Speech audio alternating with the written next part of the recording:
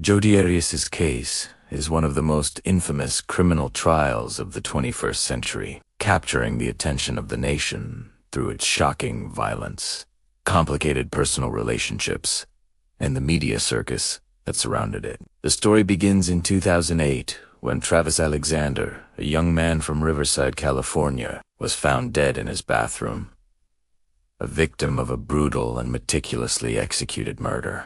From the outset, investigators focused on Jodi Arias, his former girlfriend, who quickly became the central figure in a narrative that combined romance, obsession, and lethal violence. Her initial interviews with media outlets like 48 Hours presented a carefully crafted story of fear and victim in which masked intruders attacked her and Travis, creating a scenario where she allegedly acted in.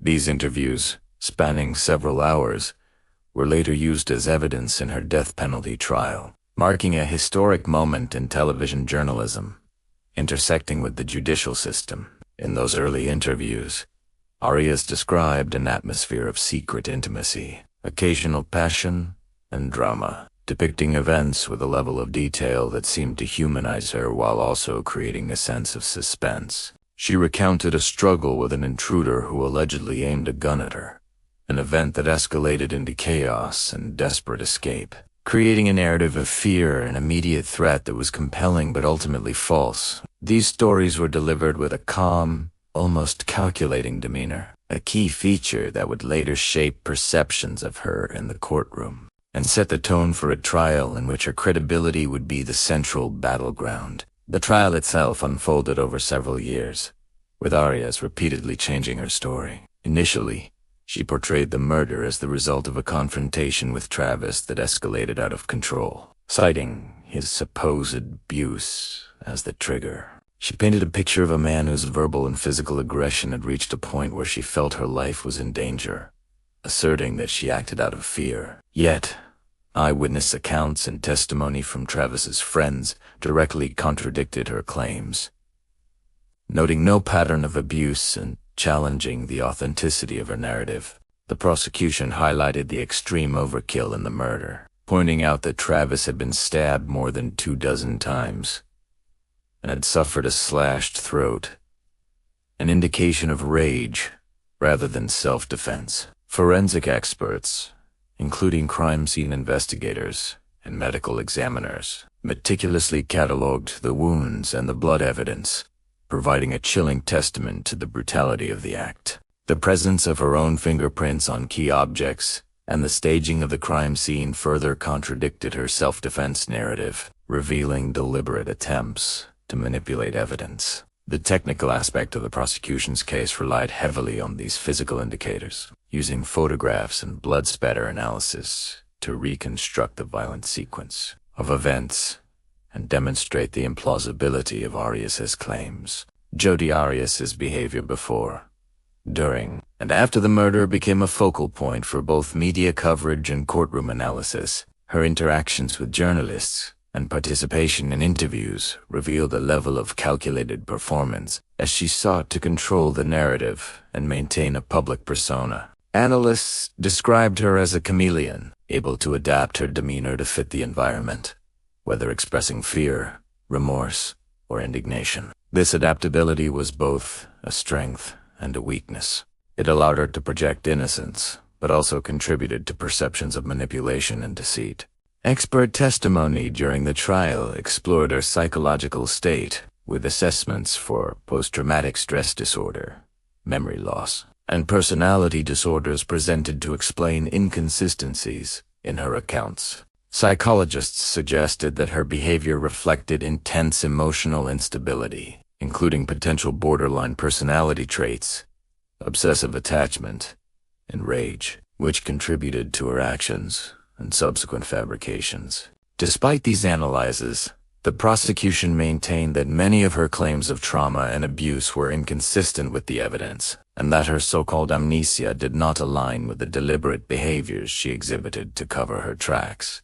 The trial also examined the dynamics of her relationship with Travis Alexander, which were characterized by complexity, obsession, and intermittent intimacy even after their romantic involvement ended. Arias's fixation on Travis was described as obsessive and controlling, fueled by an inability to accept rejection and a desire to maintain influence over him. Sexual encounters after their breakup were framed by experts as a mechanism that exacerbated her emotional instability, reinforcing patterns of manipulation and dependency. These relationship dynamics became central to the defense strategy, which argued that Arias's actions were motivated by fear, desperation, and psychological trauma, rather than premeditated malice. Yet, the jury was confronted with a mountain of contradictory evidence, including the sheer brutality of the murder, Arias's inconsistent statements,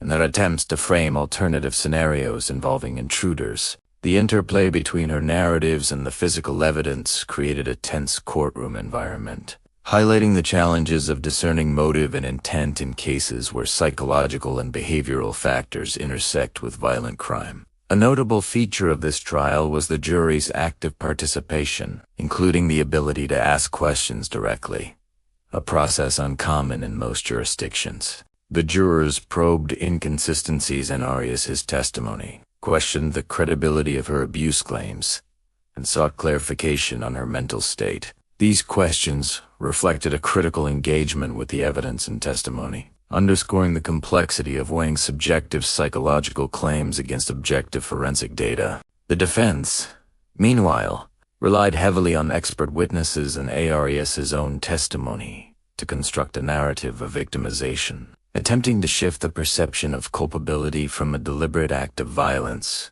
to an impulsive reaction provoked by fear. This strategic interplay between prosecution and defense highlighted the intricacies of high-profile criminal trials, where media attention, psychological profiling, and evidentiary rigor intersect to influence both public opinion and judicial outcomes.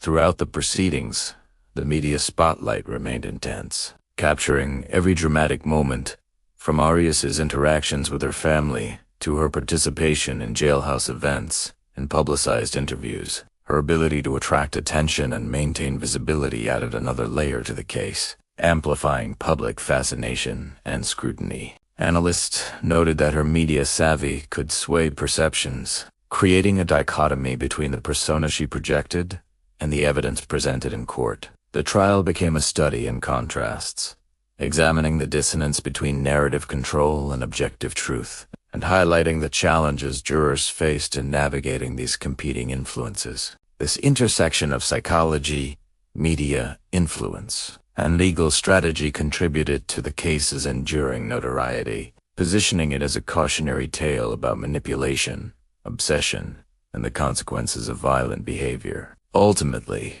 the verdict reflected the culmination of careful examination of evidence, expert testimony, and the scrutiny of Arias's own words and actions.